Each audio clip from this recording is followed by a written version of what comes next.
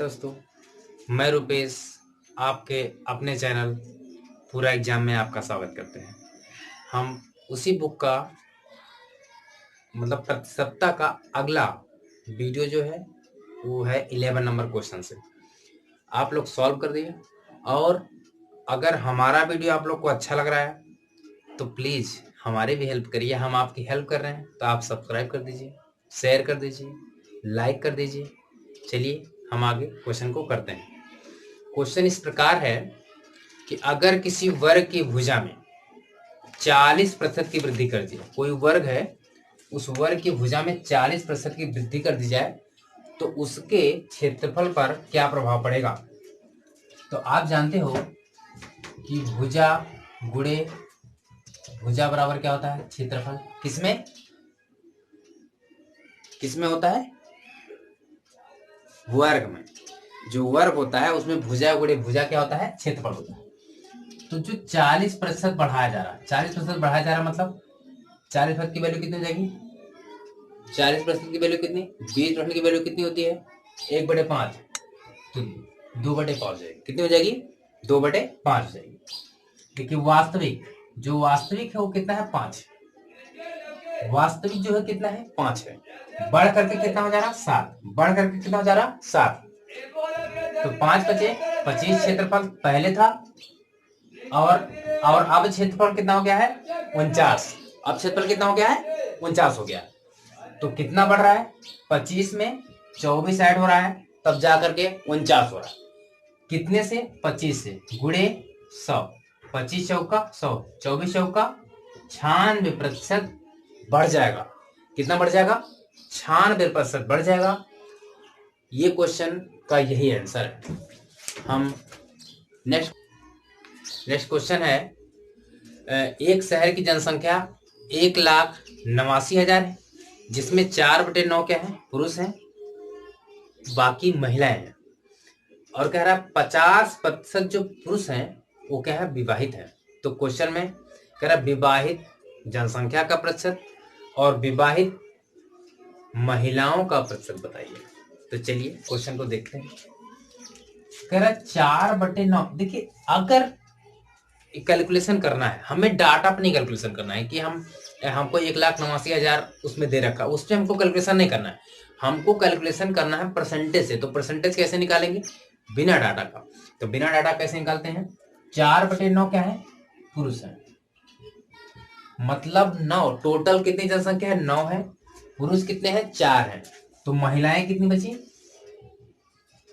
5/9 बची। महिलाएं कितनी बची, 5/9 बची।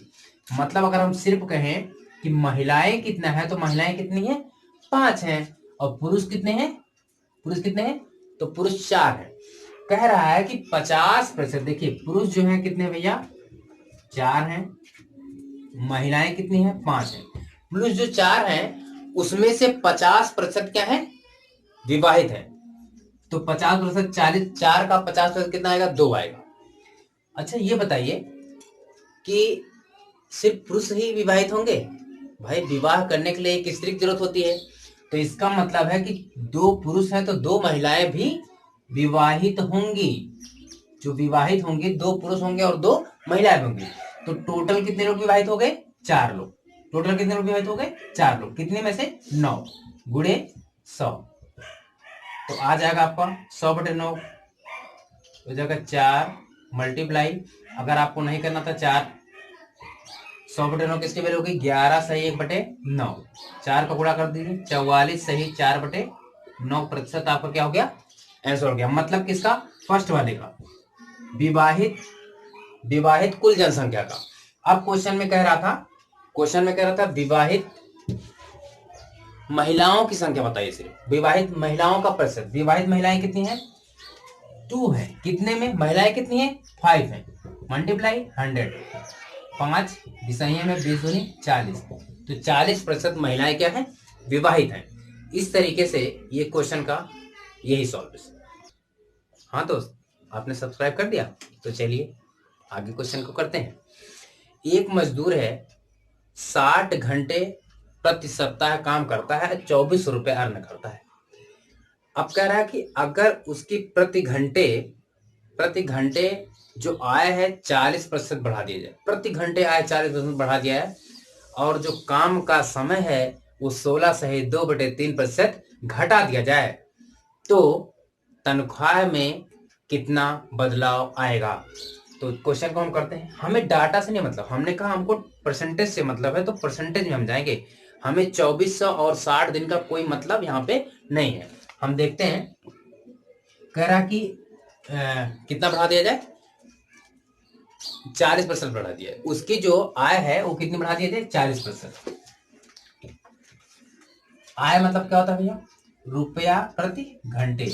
आय मतलब रुपया प्रति घंटे। अगर रुपया प्रति घंटे को घंटे से डिवाइड कर देंगे तो हमारी क्या निकल जाएगी, आय। क्या निकल जाएगी, आय निकल जाएगी, मतलब कमाई। जो तनख्वाह है जिसको बोलते हैं तनख्वाह का, ओके। रुपया प्रति घंटे का मतलब अगर हम 5 रुपया प्रति घंटे काम कर रहे हैं, तो अगर हम 10 घंटे काम कर दिए तो हमारी क्या हो गई, तनख्वाह हो गई। मतलब 5 रुपया प्रति घंटे, तो क्या हो गया, बैटरी होते आप बोलते रहिए। तो 5 रुपया प्रति घंटे, अगर हमने कहा 5 × 10 तो कितना हो गया, 50 रुपया हमारी तनख्वाह हो गई। उसी तरीके से हम कह रहा है कि तनख्वाह में 40% की क्या हो रही है, वृद्धि हो रही है। तो 40% की वृद्धि मतलब 2/5, कितनी वृद्धि हो है, 2। कितने से पहले कितनी थी, मतलब वास्तविक कितनी थी, 5 थी, और अब कितनी हो जा रही है, 7। 5 रुपए पहले प्रति घंटे थे, अब कितनी हो जा रही है, 7 रुपए प्रति घंटे हो जा रही है।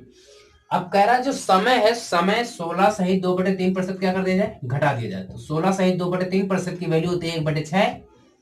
1/6 घटा कितनी जा रही, 1। मतलब पहले कितनी थी, वास्तविक कितनी थी, 6 थी, अब कितनी हो जा रही है, 5 हो जा रही है। तो जो तनख्वाह होगी 5 × 30 रुपए पहले मिलती थी, 7 × 5 = 35 रुपए अब मिलने लगी, तो 5 रुपया मेरे भाइयों बढ़ गई। तो 5 रुपया बढ़ गई कितने पे, 30 पे, गुणे 100, 5 × 6 = 30, 100/6। 100/6 की वैल्यू कितनी होती है, 16 सही 2/3% होती है। ये रहा क्वेश्चन का आंसर। क्वेश्चन नंबर 14 इस प्रकार है, एक आदमी एक संख्या को 3/5 के बजाय 7/4 से गुणा कर देता है, तो उसके राजस्व में कितने प्रतिशत बदलाव आएगा।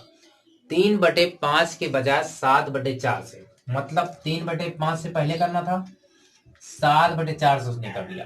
तो इसमें कुछ करना नहीं होता है। फिर आप ध्यान से देखिएगा, इसके जो दोनों के हर हैं उनका क्या ले लीजिए, एलसीएम। उनका एलसीएम ले लीजिए, मतलब 5 और 4 का एलसीएम आप जानते हो, थोड़ा तो आपको आना चाहिए, 20 होता है। और वो 20 से दोनों में आप क्या कर देना, गुणा कर देना। तो 5 चौके 20, 4 × 12, 4 × 5 = 20, 7 × 5 = 35। देखिए डाटा आना था 12, आ गया कितना, 35। तो कितना प्रभाव पड़ा, तो 12 से 35 जाने में कितना प्रभाव पड़ेगा, 23। कितना प्रभाव पड़ेगा, 23। कितने पे, 12 पे, गुणे 100, गुणे 100। इसको हम सॉल्व कर लेते हैं। 23 गुणे, देखिए 12% की वैल्यू कितनी होती है, जो 12 होता है, नहीं पता, चलिए कोई बात नहीं। 100 इसको हम छोटा कर सकते हैं, क्या कर सकते हैं, 25, और इसको कर सकते हैं 3। अब 3 से इसको गुणा करिए, 3 × 8 = 24, 1/4, सॉरी 1/3। अब 23 का गुणा करिए, 8 × 3 = 24 के 4 हासिल 2, 8 × 2 = 16, 2 18, प्लस अभी कुछ नंबर बचा हुआ है। कैसे, क्योंकि 8 का मल्टीप्लाई, सॉरी 1/3, 23 का गुणा इसमें करोगे, 23/3, तो 3 × 7 = 21, कितना बचा, 7। 7, 3 × 7 = 21, उसके बाद कितना बचा, 2/3। तो टोटल मिला के हो गया 7 × 4 = 11, मतलब 191 सही 2/3, 191 सही 2/3% की क्या हो गई, वृद्धि हो गई। उसके राजस्व में थोड़ा सा, एक छात्र ने 5/3 की बजाय 3/5 से गुणा कर दिया किसी संख्या में, तो उसकी संख्या में कितना गलत उत्तर आ रहा, 5/3 की बजाय उसने 3/5 से कर दिया। तो चलिए, मैंने कहा 5 और 3 का क्या लेना होता है, एलसीएम, मतलब इसके हर का और इसके हर का क्या लेना होता है, एलसीएम। तो 5 और 3 का एलसीएम आ गया 15। एलसीएम क्यों लेते हैं दोस्तों, एलसीएम इसलिए लेते हैं ताकि इससे ये नंबर कट जाए, मतलब यहाँ पे जो न्यूमरेटर और डिनोमिनेटर के मामला है ये क्या हो जाए, समाप्त हो जाए। तो 3 बचे 15, 5 बचे 25, 5 या 15, 3 त्रिका 9।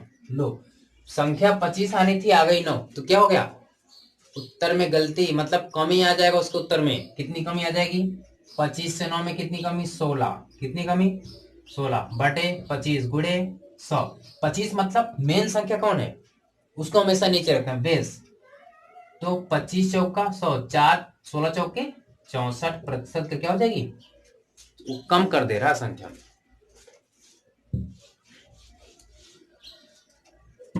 नेक्स्ट क्वेश्चन कुछ इस प्रकार है कि एक छात्र किसी संख्या को 4/3 के बजाय 3/4 से गुणा कर देता है। सेम उसी तरीके क्वेश्चन है, 4/3 के बजाय 3/4 में, तो आप क्या कर दोगे, दोनों में 12 से गुणा, 3 और 4 का 12 ही होगा, 3 चौके 12, 4 चौक 16 हो गया, 4 तिया 12, 3 त्रिका 9। 16 से 9 में क्या हो रही, कमी हो रही, कितना हो रही, 9 7 16, मतलब 7 की कितने पे, 16 पे, गुणे 100। तो क्या हो जाएगा,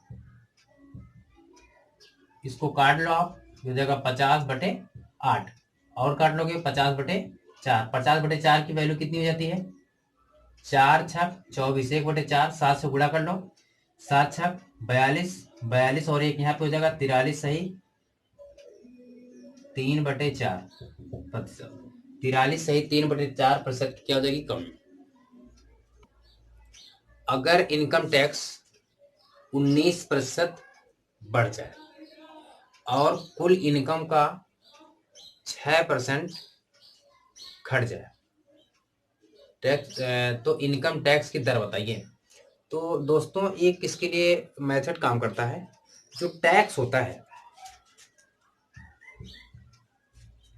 टैक्स टैक्स 19% बढ़ाना है, तो ये जो टैक्स 19% बढ़ाना है, ये जो और जो 6% घटाना है, ये शुद्ध इनकम पे घटता है। कितने पे, शुद्ध इनकम, शुद्ध इनकम पे 6% इसके क्या होगा, बराबर होगा। टैक्स का 19% बढ़ाना शुद्ध इनकम के 6% घटाने के क्या होगा, बराबर होगा।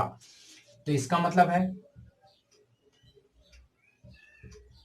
टैक्स बाय शुद्ध इनकम, यहां पे लिख लीजिए, शुद्ध इनकम बराबर हो जाएगा, देखिए ये 100 कट जाएगा, 19/6 आ जाएगा, कितना आ जाएगा, सॉरी 6/19, 19 नीचे जाएगा।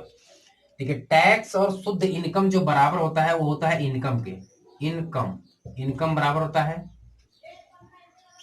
शुद्ध इनकम प्लस टैक्स। तो जो इनकम है हमारी कितनी आ जाएगी, 19 + 6 मतलब 25।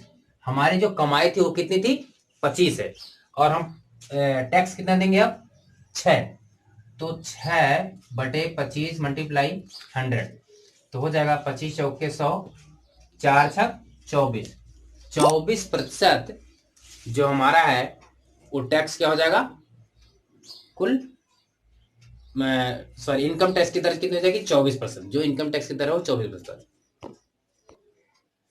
क्वेश्चन है इस प्रकार है, 18 नंबर, अगर इनकम टैक्स 17% बढ़ जाए तो 17, अगर इनकम 17% बढ़ जाए तो शुद्ध इनकम 3% कम हो जाती है। अगर जो टैक्स की दर है वो कितना हो जाए, 17% क्या हो जाए, बढ़ जाए, तो शुद्ध इनकम 3% क्या हो जाती है, कम हो जाती है। देखिए इसमें साफ साफ कहा गया है, मतलब टैक्स 17% बढ़ जाए, मैंने अभी कहा टैक्स मल्टीप्लाई 17/100, शुद्ध इनकम 3%, कितना, 3%।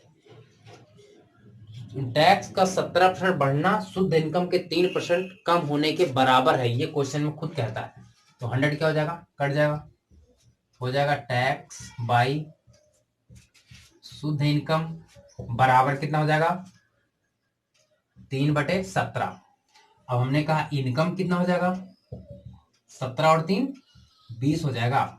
तो कह रहा टैक्स की दर बताइए, तो शुद्ध इनकम जो इनकम होती है, इनकम हमेशा किस में निकाली, इनकम पे ही हमेशा टैक्स निकाली जाती है।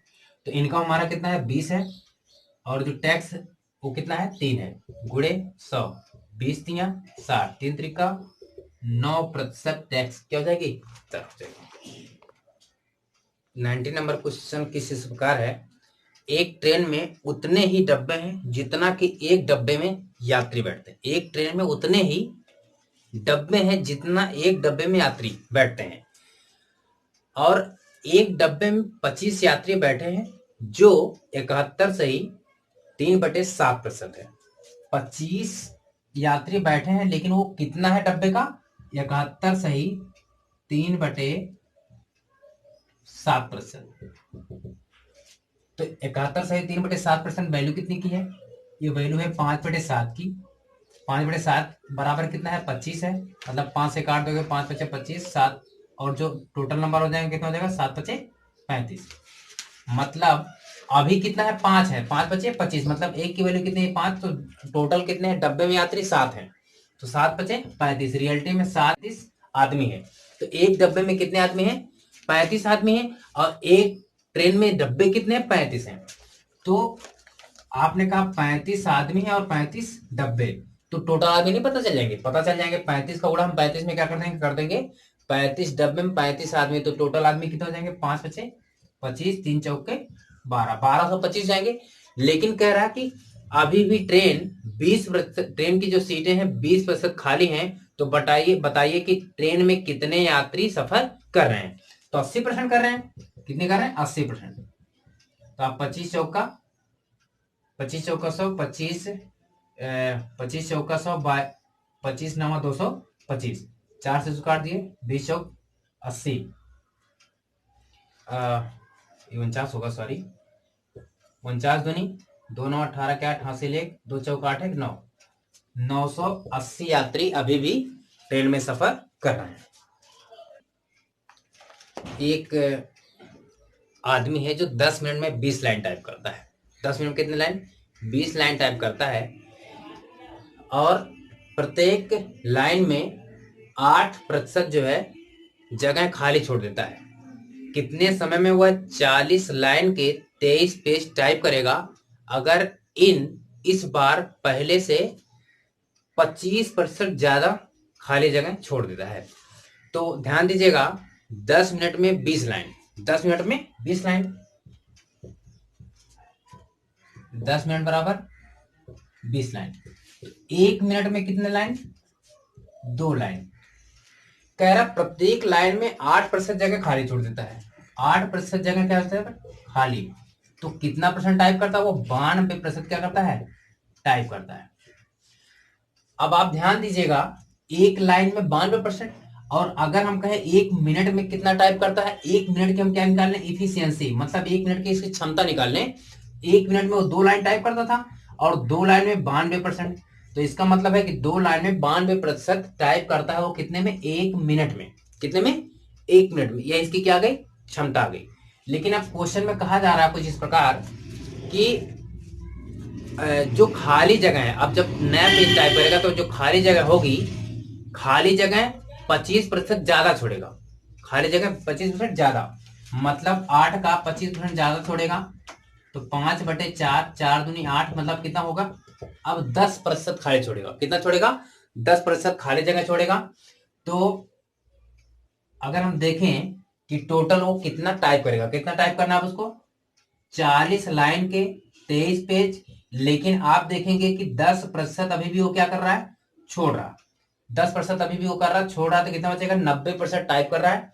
और उसकी इफिशियंसी कितनी है, 92, कितनी है, 92%। कितनी है, उसकी इफिशियंसी है, सॉरी 2×92, नीचे दिखा नहीं हमको, 2×92। तो हम इसको काटेंगे, 23×4 = 92, 4 धाम में 40, 2 × 5 = 10, 5×9 = 45, 425 लाइन वो क्या करेगा, टाइप करेगा। तो दोस्तों 450 मिनट वो क्या करेगा, टाइप करेगा। तो इस प्रकार हो जाएगा। हमारे अगले क्वेश्चन को आप क्या करिए, अगले वीडियो में देखिए। तब तक के लिए जय स्टूडेंट। दोस्तों सब्सक्राइब जरूर करें।